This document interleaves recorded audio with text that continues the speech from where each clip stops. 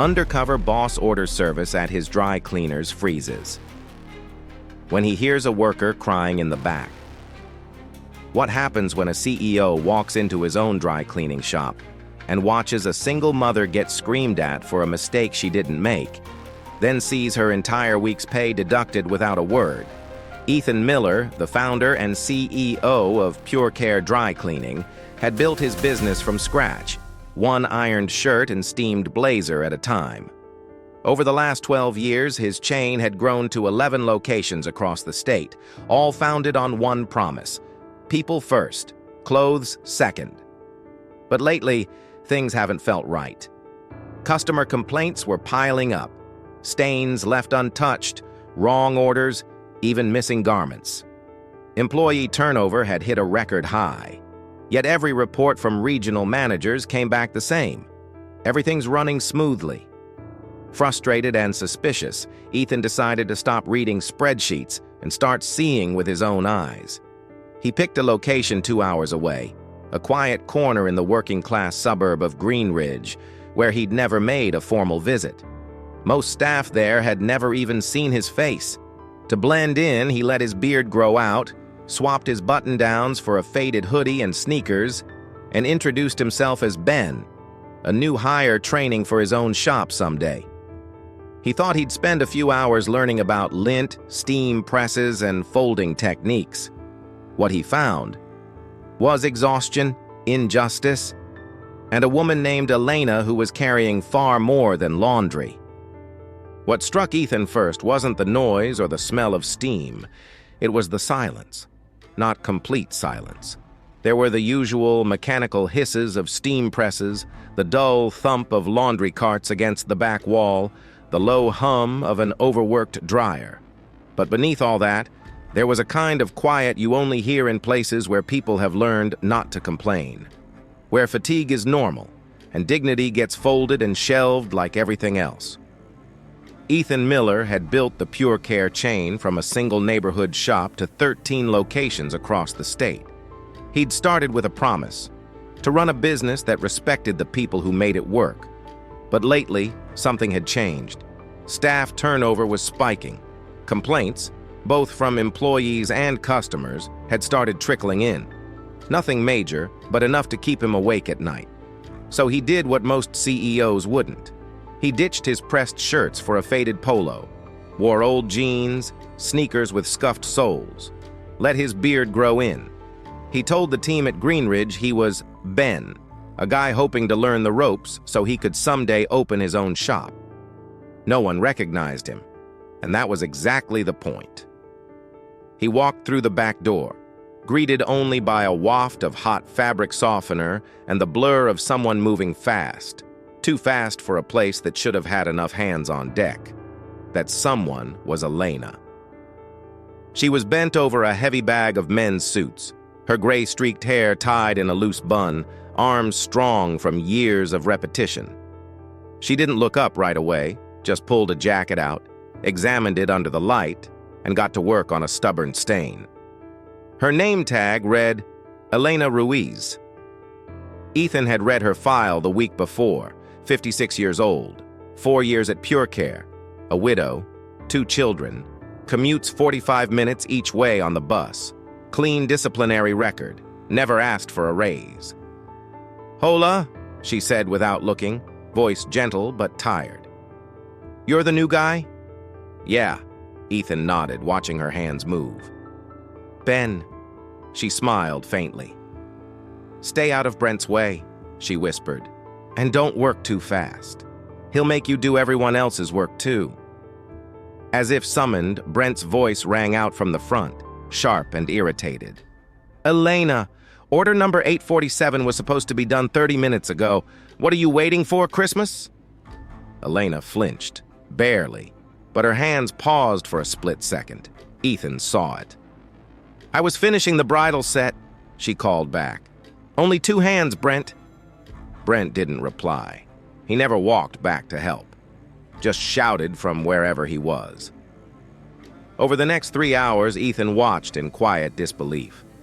Elena moved from the steamer to the press to the folding table like a machine. She didn't stop, didn't sit, didn't drink water. Every few minutes, Brent barked another order. Sometimes he slammed a hanger on the counter. Once, he made her redo an entire shirt because a single cuff still had a tiny wrinkle. She didn't argue, just nodded and did it again. By noon, the small break room in the back was still untouched. Lights off, chairs stacked. No one had used it. At one point, Elena wiped sweat off her forehead with a paper towel, checked the clock, then pulled another batch of shirts onto the rack. 42 pieces. Ethan counted. "How long's your shift today?" he asked. "Double," she replied softly. "Open to close. We're short again." Again. Ethan knew the schedule had been thin lately, but he hadn't realized it was this bad. And Elena. She wasn't just working hard. She was holding this place up by herself. And then it happened. A man in a suit stormed through the door, holding a pale blue dress shirt. "This is mine," he snapped. "It's ruined. Look at this. Is this coffee? Ink?" Brent rushed forward, didn't even look at the shirt. "Elena handled that one," he said immediately. "She's been off today. I'll talk to her." Ethan watched Elena's face. She didn't protest, just lowered her eyes. "I'm sorry, sir," she said quietly. "I'll fix it." Brent turned to her, his voice laced with disdain. "Fix it? You're already on thin ice, Elena. This is the third one this week." "That wasn't—" she started, then stopped herself. Ethan had seen enough. In that moment, something cracked inside him. Not just as a CEO, but as a human being. This wasn't one bad day. It was a pattern. A system built on silence and fear, with people like Elena crushed in the middle. He didn't say anything yet, just scribbled something in his notepad, took a deep breath and followed the customer out front. But in his mind, one thing was clear. This was not the company he had built, and he was going to tear it down to its bones if he had to, just to rebuild it right. Ethan showed up earlier the next day, still in disguise, still Ben. But now with eyes that didn't just see, they noticed. By 7:30 a.m., Elena was already inside. The shop didn't open until 8. She was brushing lint off a wool coat, humming something under her breath, low and wistful. She didn't see him at first. But Ethan just stood there in silence for a moment, watching the way she moved. Gently, like the garment had a story, like it deserved respect. "You always come this early?" he finally asked. She didn't look surprised to see him, just gave a small shrug. "If I don't, the orders pile up. Brent hates that." "Do you get paid for coming early?" She smiled, but not the happy kind. The kind that covers something bruised. "Number, but I'd rather be here a little longer than be shouted at." That answer stayed with Ethan all morning. As the front door opened and customers began to stream in, the rhythm kicked in hard. Tickets were clipped onto hangers, clothes sorted, steamed, pressed, and bagged. The pressing station groaned from use. The clock seemed to speed up, but something else became clear too. People were noticing the cracks. At 10:12, a customer in a sharp navy blazer asked about a missing shirt. Elena apologized, promised to check in the back. Brent cut in before she could move. "We're not miracle workers," he snapped. "If people picked up on time, we wouldn't be dealing with this mess." The man narrowed his eyes. "I dropped it off 3 days ago." Brent muttered something under his breath and walked off. Later, another customer, a woman in her 60s, returned with a white blouse that had lost 2 buttons during cleaning. She looked embarrassed, more than angry. "I know it happens," she said gently, "but I'd appreciate it if someone could help me sew them back." Ethan watched as Elena took the blouse, nodded quietly, and set it aside for her break, which she probably wouldn't get. And still, Brent never apologized, never offered help, never stepped behind the machines. But it wasn't just the customers noticing, it was the staff. Lonnie Tran, 21, was new, college student, second job. She moved quickly, quietly. always with eyes on Brent like she was trying not to draw fire. Around noon, while Brent was on the phone in the front office, Lonnie approached Ethan by the hangars. "You're the new guy, right?" "Ben?" He nodded. She looked around, lowered her voice. "Elena's a machine.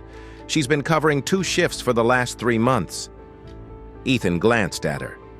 "That's why we're so short-staffed?" Lonnie nodded. "People quit. Fast. Brent makes you feel like you're the problem when stuff goes wrong. He yells, writes people up, and docks pay. He says it's for quality control." "Has Elena ever spoken up?" Lonnie shook her head. "She can't. She's been written up twice this year. If she gets one more—" Her voice trailed off. "She needs this job." Ethan's chest tightened. He remembered the write-ups, saw them in the file. One for a late delivery, caused by a broken button press that hadn't been fixed for weeks. Another for a mislabeled order that wasn't even hers. And now it all made sense. The fear, the silence, the way Elena apologized for things she didn't do. This wasn't just mismanagement, it was exploitation dressed up as discipline. He made a note to call HR that evening. By the time the lunch rush hit, the place was drowning again. Elena was juggling orders, stains, and packaging. Brent was in the front, snapping at a customer about overly sensitive fabric and charging for a redo. Lonnie was folding shirts faster than her hands could keep up. Ethan stepped in to help Elena load the steamer. She looked up, sweat on her brow. "Ben, thank you. You're the first one who's offered to help since Martha quit last month." He didn't respond right away, just handed her the next shirt. But inside, something had shifted. This wasn't about numbers anymore. It was about justice, and someone was going to be held accountable. The break room at Greenridge wasn't really a room, just a metal stool shoved behind a rolling rack, next to a vending machine that hadn't worked in months. The air smelled like starch and cheap coffee. But at least here, for a few minutes, no one was shouting. Ethan waited until the shop calmed down. Brent had left for a meeting. Lonnie was out front. It was the only sliver of quiet he'd seen all day. He grabbed 2 paper cups of lukewarm coffee and headed back toward the machines. Elena was folding a tuxedo jacket with care that made it look sacred. "You've earned this," Ethan said, holding 1 cup toward her. She looked up, startled. "You don't have to." "I know," he replied gently. She took it with a quiet thank you and sat. Her hands trembled slightly, not from fear, just from being tired, for too long. They sat in silence at first. No small talk, no filler, just the faint hum of the press in the background. Finally, Ethan broke it. "How long have you been here?" "4 years, Elena said. "I started when my youngest turned 8. Before that, I stayed home." "You like it here?" She smiled, but it didn't reach her eyes. "I like having work." There was a pause. Then, softly, she added, "I used to sew dresses. For weddings, quinceañeras. I had my own space. Customers came to my house. I loved it." "What changed?" "My husband passed away. Sudden stroke." Her voice didn't waver. It was rehearsed. Like she'd said it so many times, it no longer cracked. "After that, no more money coming in. Sewing at home wasn't enough. Rent doesn't wait." Ethan looked at her. She didn't look broken. She looked held together by threads, strong but stretched. "And here, this was the only place that called me back. I was already 52. Every other interview—" She gave a short laugh. "They smiled at my resume, and I never heard from them again." He nodded slowly. "Do you like working with Brent?" That question made her stiffen. Elena didn't answer right away. Then, "He's efficient." "That's not what I asked." This time, she exhaled. "I think he forgets we're people." Silence again. "You ever think of leaving?" Ethan asked quietly. Elena looked down at her hands, calloused, red from steam. "If I leave, who will hire me now? At 56, with a teenage son who needs braces and a car that eats oil like candy? Ethan didn't say anything. He couldn't. She wasn't asking for pity. She was explaining why she kept standing in the storm every day. He finally asked, "What do you want, Elena?" Her eyes met his. "Not much," she said. "Just to do my job without being afraid, without feeling like one mistake will get me replaced." That one sentence hit harder than any complaint form, more than any financial report, because she wasn't asking for promotion or recognition or perks. She was asking for safety, for dignity, two things the company he built was supposed to stand for. Ethan felt something stir deep inside, the memory of why he started PureCare in the first place, to create work that honored people, not just processed them. But somewhere along the way, something got lost. And now, it was his job to fix it. Not from a boardroom, from here, among the steam and sweat and silence. The next morning, a sharp chill hung in the air, but inside the Greenridge dry cleaning shop, the steamers hissed like always, hot, relentless, inescapable, just like the pressure building in Ethan's chest. He hadn't slept much. Elena's words from yesterday kept echoing. Just to do my job, without being afraid.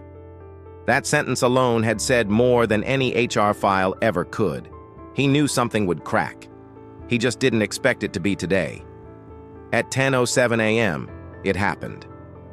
A man stormed through the front door holding a clear garment bag, the kind customers always use to make a scene. Ethan recognized him immediately. Mr. Winslow, lawyer, regular customer, difficult, always. He slammed the garment bag on the counter. "I paid $42 to get this cleaned, and it's still stained." Brent walked out from the back, wearing that smug, clipboard-in-hand posture he'd perfected. "What's the issue, sir?"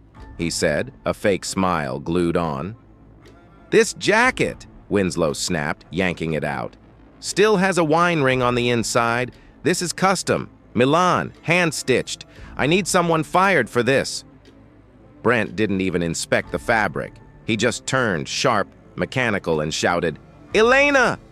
She looked up from the steam press. She was already sweating through her cotton sleeves. Brent waved her forward like she was a schoolgirl. "Explain this," he barked, holding the jacket up. She walked slowly to the counter, eyes scanning the stain. She touched the spot gently. "Sir, I believe this is a set-in stain. It might have been missed during the pre-inspection. I can take it back and—" "You ruined my jacket," Winslow snapped. "You think I pay for excuses?" Brent didn't stop him. He turned to Elena and said, in front of everyone, "Apologize, right now." The entire shop went quiet. Lonnie froze mid-fold. A customer holding a pickup ticket looked stunned. Elena hesitated. "I can take responsibility," she said, voice low, "but I wasn't the one who—" "Enough," Brent cut in. "Say you're sorry. We have standards here." That's when Ethan stepped forward. For the first time, he didn't lower his voice. He didn't shrink into the background. He took off his cap, pulled off the old hoodie. The room shifted. "I think I've seen enough," Ethan said calmly. Brent turned, confused. "Ben, what the hell are you—" "My name's not Ben," Ethan said, stepping out from behind the rack. "It's Ethan Miller. I'm the founder and CEO of PureCare." Silence. Total, uncomfortable silence. Brent's mouth fell open, his face drained of color. Lonnie gasped. A customer whispered, "That's him." Ethan looked at Elena, who looked too stunned to speak. Then he looked at Winslow and said with full control, "Sir, I'm terribly sorry about your jacket. We'll refund your order and re-clean it free of charge. But yelling at my staff? That's not part of the deal." Winslow blinked. I didn't know." "Now you do." Winslow nodded and backed out, gripping the garment bag. Ethan turned to Brent. "You made her apologize to save your image," he said, voice low, sharp. "But the only stain here is on how we treat people." Brent tried to stammer something.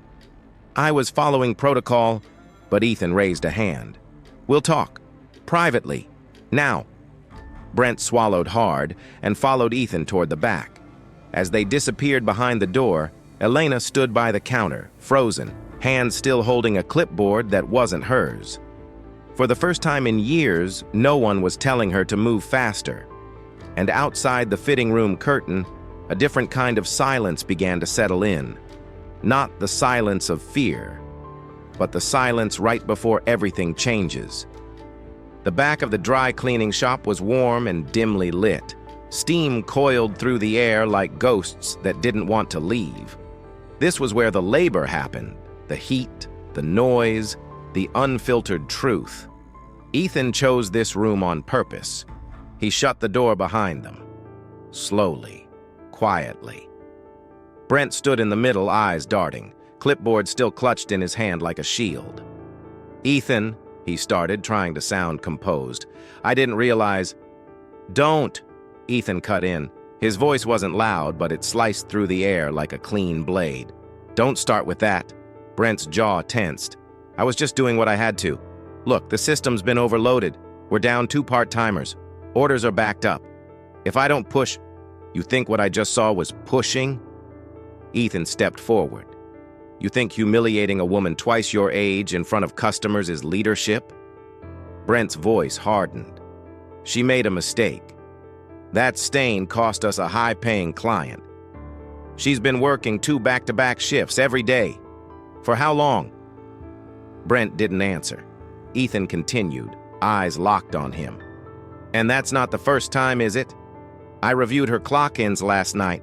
12-hour days, no lunch breaks, no overtime pay, but plenty of write-ups for things that shouldn't even be her responsibility." Brent shifted his weight. "That's how it works in this business. You keep things moving. People get tired. They make errors. It's not personal." "It becomes personal," Ethan interrupted, "when the only people you keep punishing look like her." Brent stiffened. Ethan took a breath. The air was thick with detergent and disappointment.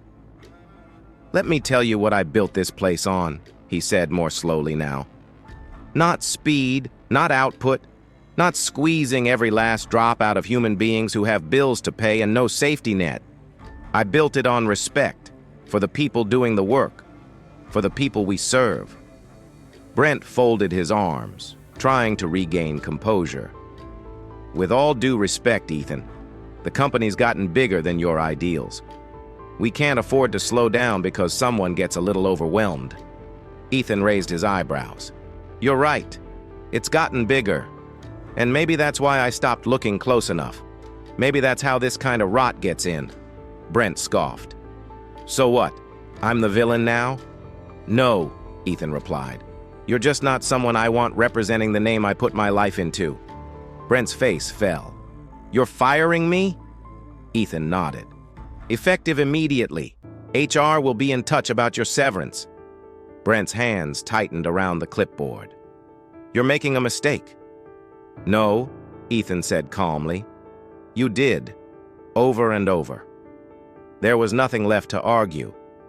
Brent set the clipboard on the folding table, louder than necessary, and walked out without a word.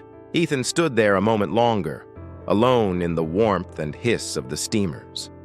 Thinking, remembering what it felt like 10 years ago when he first opened this shop and believed good work and good people were enough to build something real. That belief had gotten buried somewhere under quarterly reports and regional memos. But today, in the face of a woman's quiet dignity and another man's loud disregard, it had come roaring back. Ethan exhaled and walked out of the room. In the front of the shop, Elena was quietly folding a pair of pants, her hands steady, her face unreadable. Lonnie glanced up from the register, a hint of worry in her eyes. Ethan walked over. "Brent's no longer with the company," he said simply. "Things are going to change, starting now." And for the first time since he walked into Greenridge, he meant it. The atmosphere in the front of the shop was still tense when Ethan returned. The industrial clock on the wall ticked louder than usual.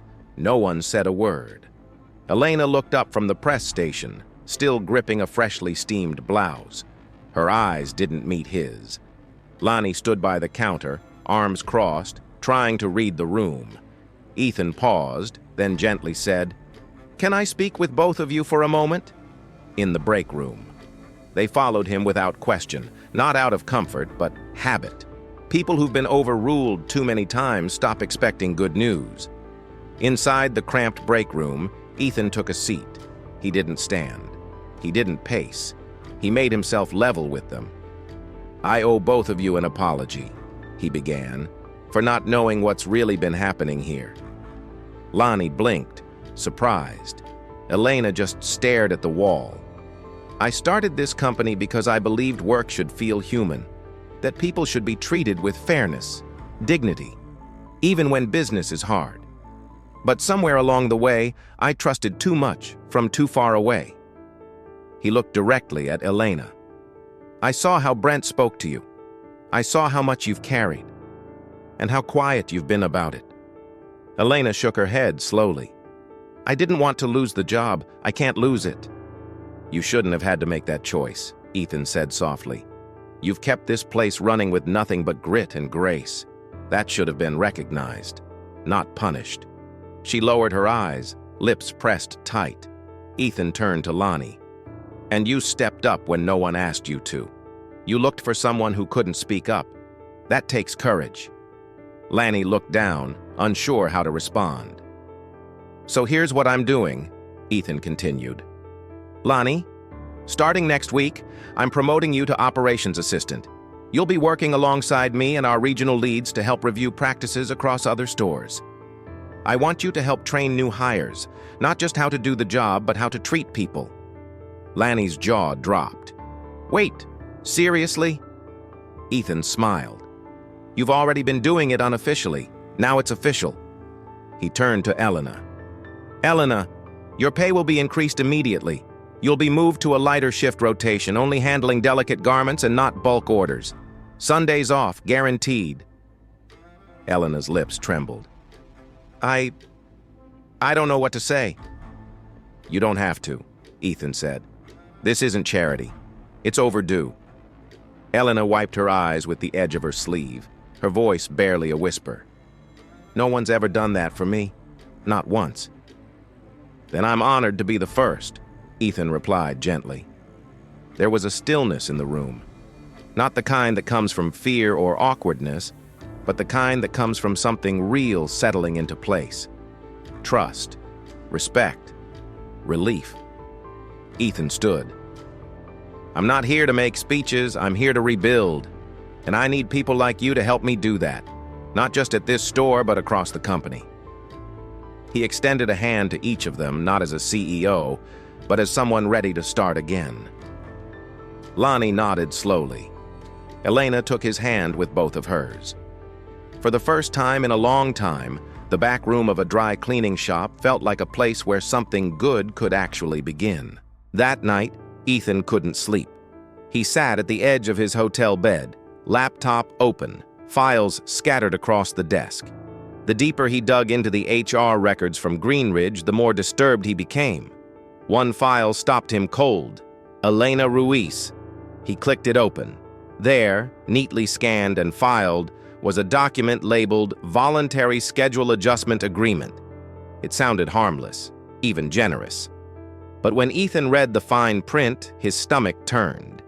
It stated that Elena had voluntarily agreed to work an additional 2 hours per day, unpaid, in order to support store coverage during peak turnaround periods. The language was vague. The intent was not. It was exploitation, dressed up in legalese. There was a note in the system, too, dated 9 months earlier.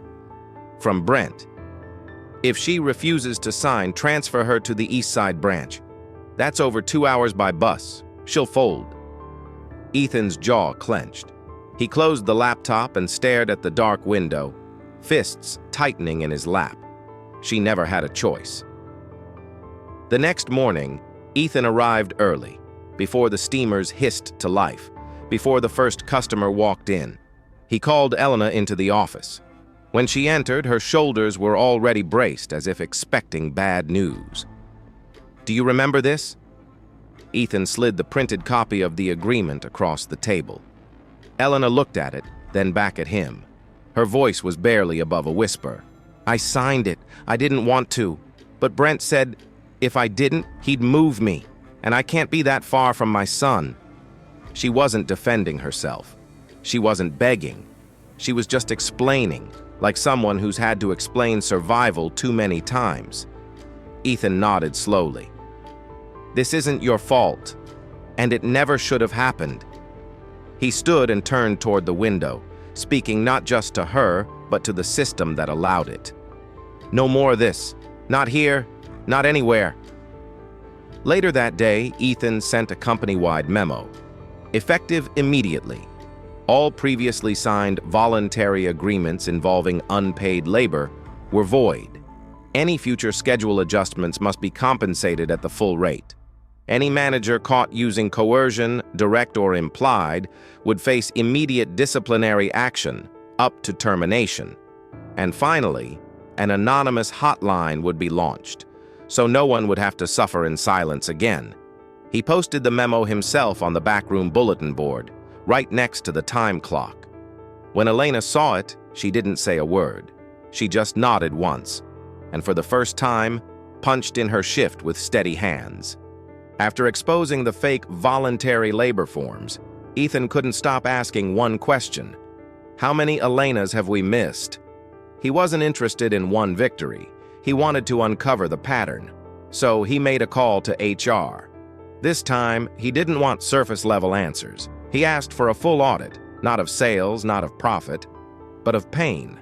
Specifically, employee resignations in the last 2 years, filtered by age, gender, and location. 2 days later, the report landed in his inbox, and what it showed made him sick. 16 employees over the age of 50 had left the company in less than 24 months. 11 of them were women. Almost all of them had one thing in common. They were caregivers, single mothers, widowed grandmothers, or immigrant women working 2 jobs.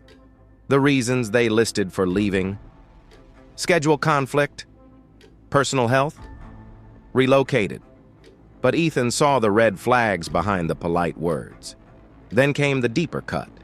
He asked for each employee's final few weeks of performance notes.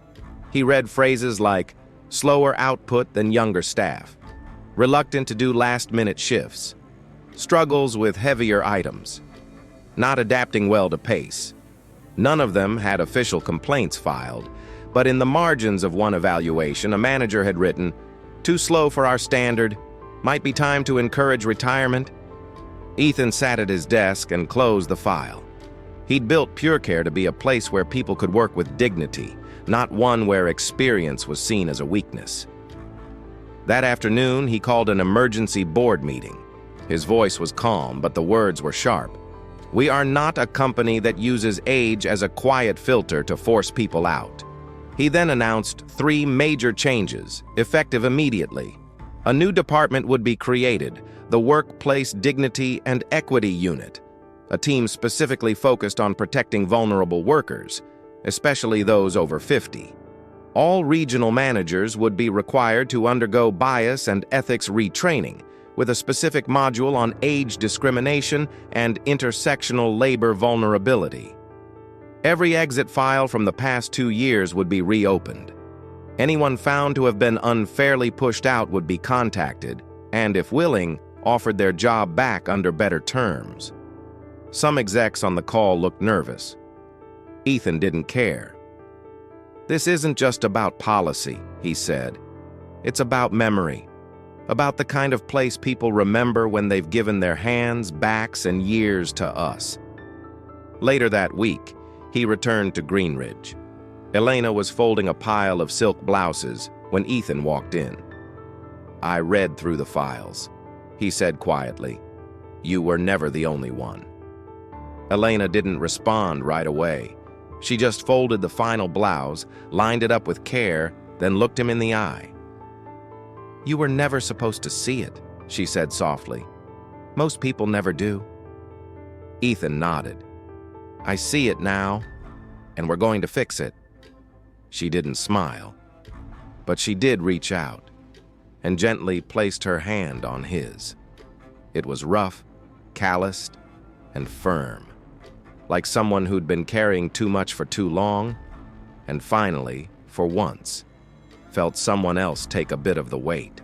Ethan stayed at Greenridge for the next 14 days. Not as a boss, not as a guest, just as a man trying to understand how his dream had quietly turned into someone else's burden.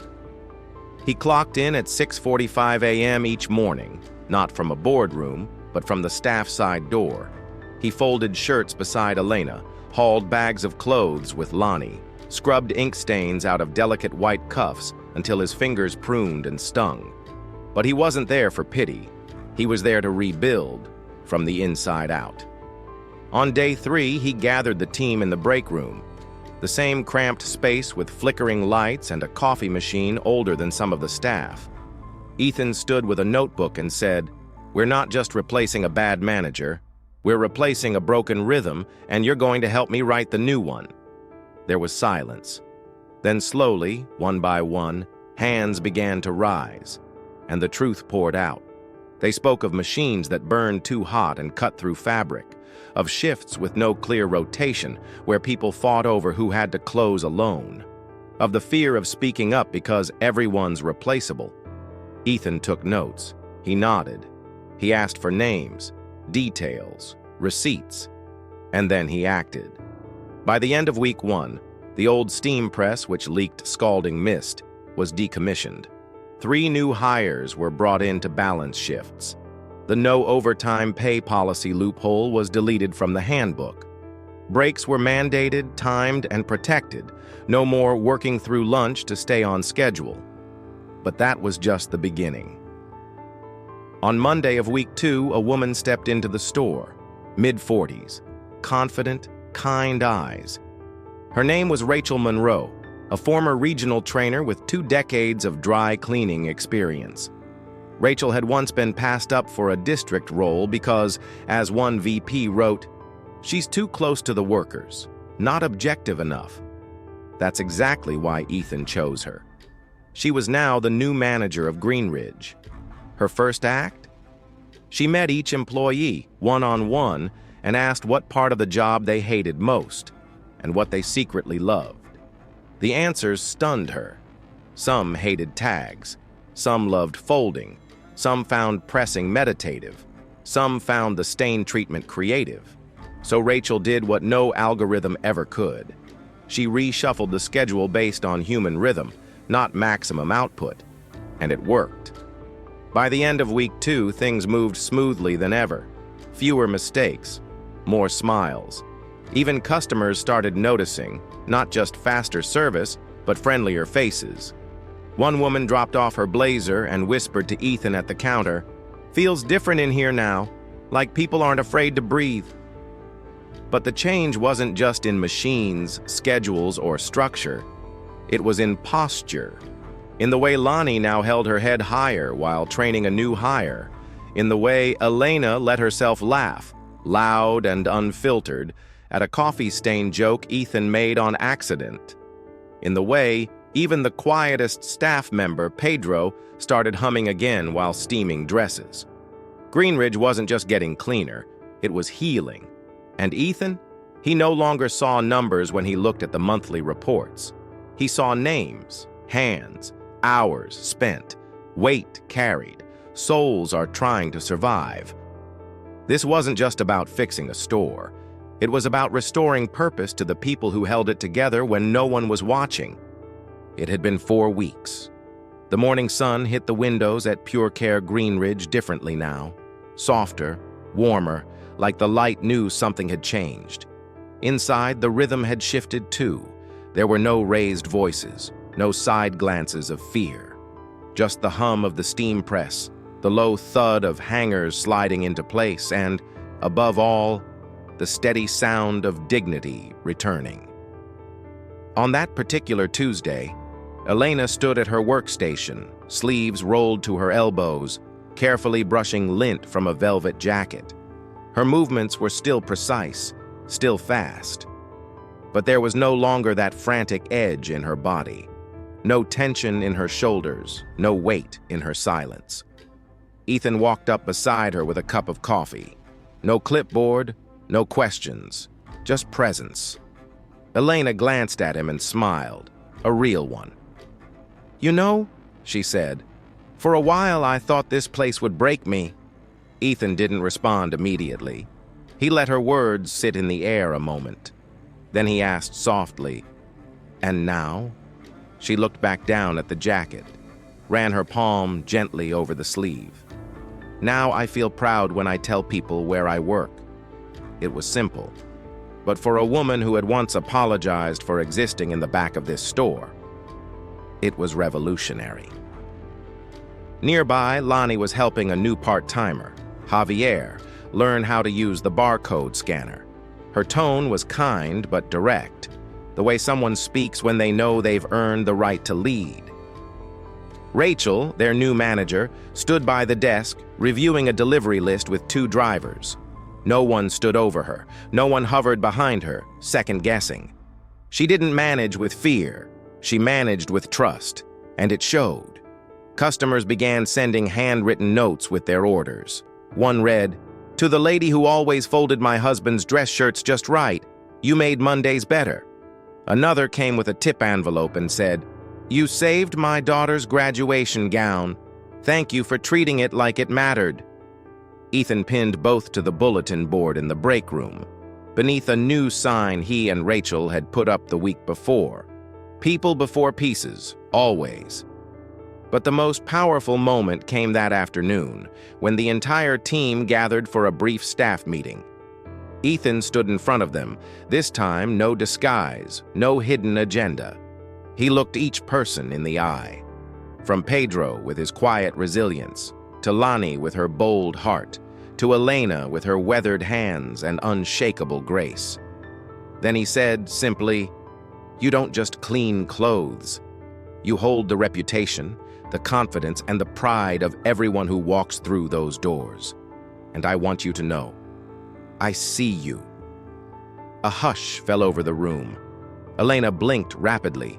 Lonnie looked down and smiled. Even Pedro nodded just once.